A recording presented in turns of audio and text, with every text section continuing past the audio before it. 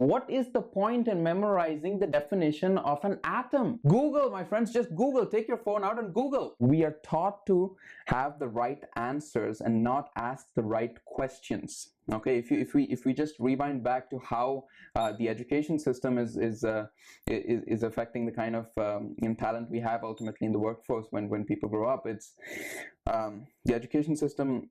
We're constantly asked to, okay, memorize a bunch of information, write down answers. Now, here's the thing. I really hate to break it to you, but guess what? Information is useless. Information is useless. I'll say that again. Information is absolutely useless. Okay, if you can take information, you leverage it to do something, you create something out of it, that's different. But information as it is useless.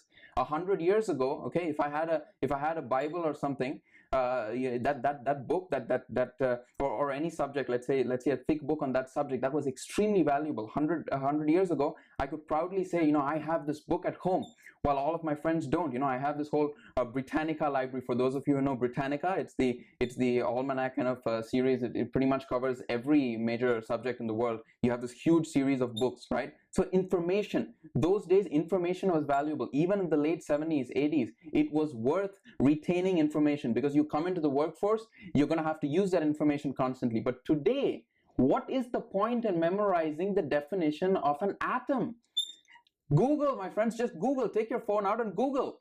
Okay, in a classroom, they're telling you to memorize the definition of an atom. Take your phone out and Google it. It's right there. Why should you do that, right?